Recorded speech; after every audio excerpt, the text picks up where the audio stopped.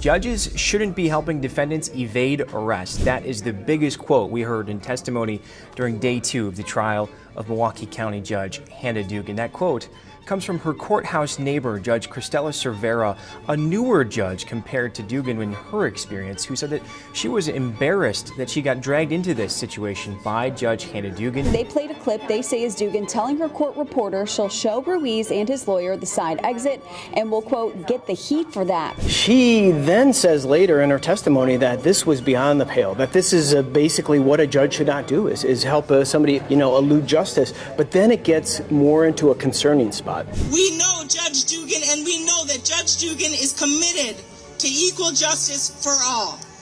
Say, hands off Judge Dugan. Hands off Judge Dugan. Will we let Trump intimidate us? Hell no. There's something happening inside this courtroom that Judge Hannah Dugan cannot talk her way out of. And after the second day of the trial, it looks like things are looking very bad for her, because just after 2 days of testimony, and this trial is still happening, but one thing is becoming clear. Judge Dugan's defense is cracking, and the story she's telling is starting to look harder and harder for us to believe. This case was always going to come down to credibility, and right now, that's where she is losing ground. Let's get into it. I talked about this case earlier this year, but let's do a quick catch up to see what this case is all about. Earlier this year, Milwaukee County Judge Hannah Dugan became a focus of a rare federal criminal case where prosecutors charged her with obstruction and concealing a person from arrest. The charges stemmed from an incident inside her own courthouse where federal agents were present and waiting to arrest a defendant who was appearing before her on state charges and had been flagged for deportation. According to the government, Judge Dugan knew the federal agents were in the building for the arrest and still chose to intervene. Prosecutors allege she directed the defendant away from the normal public exit and through a non-public area of the courthouse, effectively allowing him to avoid agents who were waiting outside to arrest him. The man was later caught after a brief pursuit, which the government says would have never happened without her actions. Judge Dugan has denied wrongdoing. Her defense argues that she did not know about the man's immigration status and the situation was confusing. She said she was simply running her courtroom like she normally does. Before trial, she attempted to have the case dismissed by claiming immunity, arguing that judges cannot be prosecuted for official acts. A federal judge rejected that argument, ruling that judicial immunity does not protect judges from criminal charges. That ruling sent the case to trial, where testimony from agents, surveillance evidence, and now even another judge has placed Dugan's explanation under intense scrutiny. It doesn't seem like she is really telling the truth here. A colleague of Judge Dugan and a key witness for federal prosecutors told jurors, quote, "I was shocked when she learned Dugan was being investigated for her alleged actions the day federal agents showed up outside of Dugan's Milwaukee courtroom." That judge, Cristela Cervera, is seen here next to Dugan in the hallway with federal agents. She describes being uncomfortable when Dugan asked her to come with her into the hallway and says Dugan seemed, quote, irritated with ICE and federal agents at the courthouse. When asked in federal court by prosecutors why she was later shocked about the FBI investigation, she said, quote, "Judges should not be helping defendants evade arrest." From the very beginning, Judge Dugan's defense has rested on one central idea: that she didn't really know what was going on. She didn't know what was happening. Those things were confusing. The whole process was muddy, that she was just doing what she always does. That argument sounds clean on paper, but once you line up against the facts that are coming out on this trial, it starts to fall apart. Judges are not casual observers in their own courtrooms. They are the people in control. The one person that should know what's going on is the judge. Courthouses are not chaotic places where things just happen by accident. And when they do, they land up on a viral video on YouTube. Most of the time, they're structured. They are deliberate, and judges are trained to know exactly what is going on around them. So on this day in question, federal agents were present in the courthouse. They weren't hiding, they weren't undercover, they were there for a reason, waiting to arrest a person. The idea that a seasoned judge didn't grasp the situation strains common sense. Agents have said they believe Dugan was, quote, visibly upset when she approached them. Agents also say she indicated they needed to, quote, get out as she directed them to go to the chief judge's office, Carl Ashley, on the same floor. The government suggests that delayed agents' efforts and disrupted their plans to arrest Eduardo Flores Ruiz in the public hallway. Judge Dugan is not new to this job. She has spent years on the bench, running courtrooms, interacting with law enforcement, and dealing with defendants who bring complications beyond the immediate charge. That experience is supposed to help her.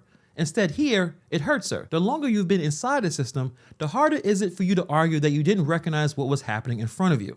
According to the government's case, Judge Dugan made a choice, not a clerical error, not a misunderstanding, a choice. She allegedly directed a defendant away from the normal exit and out through a non-public area while federal agents were waiting. Prosecutors aren't saying that she opened the door by accident, they're saying that she knew why she was doing it. This trial isn't about opinions or politics, it's about intent. Did she knowingly help someone avoid arrest? That's the entire legal question. Everything the prosecution has introduced so far is aimed at showing that she wasn't confused, she was deliberate. One of the most damaging elements to this case so far is what Judge Dugan said. She said, and I quote, "I'll take the heat." This audio was admittedly pretty hard to hear, and the prosecution ran into some issues playing it, leading to long pauses.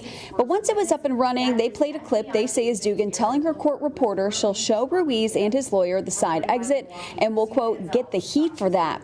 The prosecution also showed emails Dugan sent to her judicial colleagues concerned about ICE's presence in the court leading up to April 18th. That phrase implies awareness. People don't talk about taking heat when they believe they're acting within routine procedure. They're saying that when they understand there's risk and exposure. It's like when you're working with someone and something goes wrong at the workplace, the person who's been there the longest may say, you know what, I'll take the heat for that. I don't want the newer person to take the blame. So people say that when they understand there's a problem. To a jury, that doesn't sound like confusion, that sounds like calculation. So if day one laid a foundation, day two definitely sharpened the blade. The prosecution didn't rely just on agents and documents. They brought in someone who knows courtroom norms better than anyone else. On day two, a fellow Wisconsin judge testified about Judge Dugan's conduct. This wasn't just a political adversary or a federal agent, it was a peer of Dugan's. Someone who understands what judges are allowed to do and what they're not allowed to do. Someone who knows what normal procedure looks like. She said she was shocked. That word matters. It directly undermines the claim that nothing unusual happened. The testifying judge described being pulled from the hallway while Judge Dugan was still wearing her robe. That robe symbolizes authority. It signals that what's happening is official and intentional. It wasn't casual. It wasn't improvised. This was an exercise of power. We all understand symbolism, just like when you see a doctor wearing a lab coat, when you see a judge wearing a robe.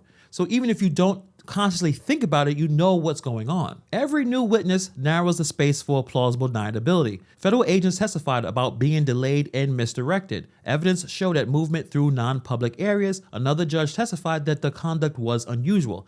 Accidents don't leave this many fingerprints. Even after the defendant left the courthouse, federal agents had to pursue him. This was a chase. This was a potential risk for violence. Remember, this defendant was getting in trouble for battery. So prosecutors are framing this as a direct consequence of Judge Dugan's actions, and the jurors tend to take those consequences seriously. And just like earlier this year, there are protesters out there supporting Judge Dugan. And Judge Dugan, your struggle is my struggle. Your struggle is my struggle. The fear our communities feel is real, and it is justified. And we must name this truth. If due process can be violated for one group, it can and will be violated for all. Today, we stand together in this freezing cold to reject fear. We know Judge Dugan, and we know that Judge Dugan is committed to equal justice for all.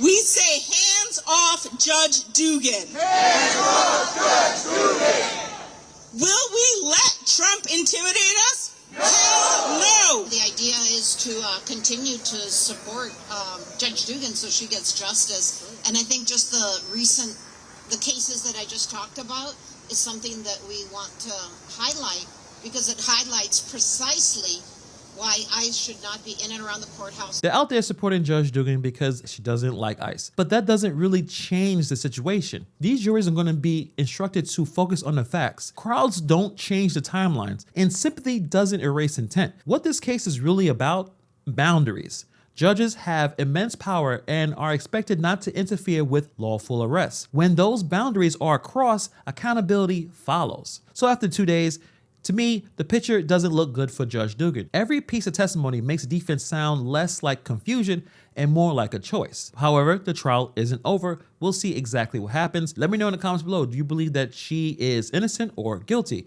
Thank you for taking time to watch this video, and I'll see you guys in the next video.